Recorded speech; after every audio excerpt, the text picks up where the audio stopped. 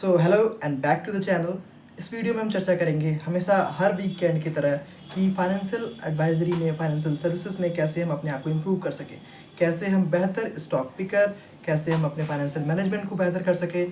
तो ये हमारा वीडियो होगा इस टॉपिक पे कि स्टॉक टिप्स क्या हैं।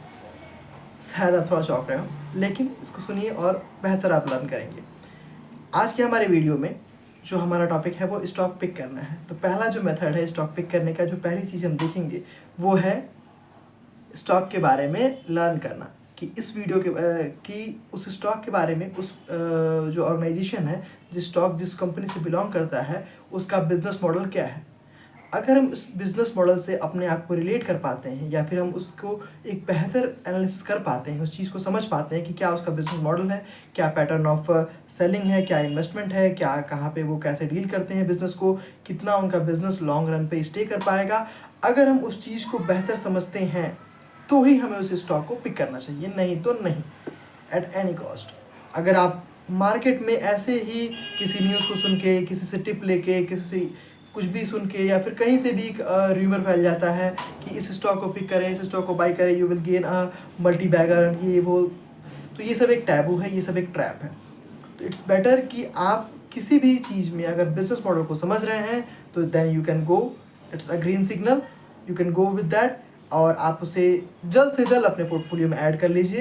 That will be a better way to grow in field of gaining green portfolio.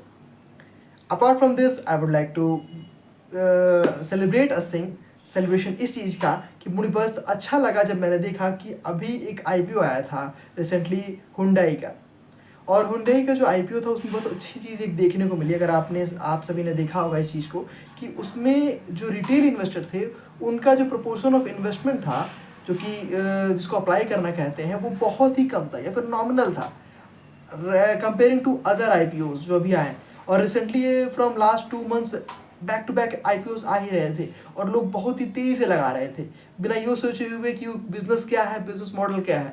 बस आईपीओ है तो पैसा डबल हो जाएगा, पैसा इंक्रीज हो जाएगा, हमें लगा देना चाहिए। लेकिन ये बहुत अच्छी चीज़ देखने को मिली कि लोग इस चीज़ को समझ रहे हैं और ये गुड सिग्नल है इंडिया के लिए कि लोग फाइनेंस को समझ रहे हैं कि कहाँ पे हमें इन्वेस्ट करना चाहिए, कहाँ पे नहीं। क्योंकि हुंडई का पहले से ही जो उनके जो प्रोस्पेक्टस थे आईपीओस में, उसमें ये था कि वो ऑफर फॉर सेल है, वो सीधा जो भी इन्वेस्टमेंट आएगा अमाउंट वो सीधा पेरेंट कंपनी को जाएगा। तो इस वजह से ये चीज़ों को देखते हुए बहुत सारे इन्वेस्टर, इवन मैक्सिमम, जो कि उसी के एक हफ्ते पहले और जो आईपीओज आए उनमें काफ़ी एक्स्ट्रा बिडिंग हो रही थी, लेकिन इसमें बिल्कुल नहीं। ये बहुत ही गुड पॉइंट है और ये चीज़ें ज़रूरी हैं अगर आप फाइनेंस के फील्ड में हैं, अगर आप स्टॉक्स को देखते हैं, समझते हैं, पोर्टफोलियो का मेंटेन करते हैं। क्योंकि अगर आप किसी भी चीज़ के, किसी भी कंपनी के बिजनेस मॉडल को नहीं समझ रहे हैं तो कहीं ना कहीं आप आंख बंद करके एक गैम्बलिंग खेल रहे हैं।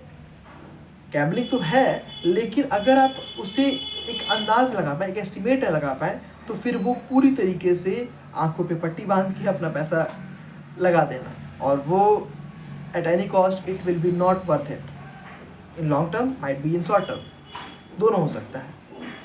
और अगर कोई हार्ड अर्न मनी इस तरह वेस्ट हो जाए तो फिर वो वैल्यूएबल नहीं होती, क्योंकि money is very hard earn और बहुत ही मुश्किल से आता है। तो it's better to manage it in a proper and decent manner.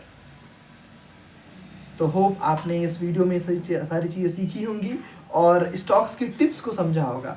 And if you have any query regarding any of the thing, you can just comment on that video and we will try to resolve it as soon as possible.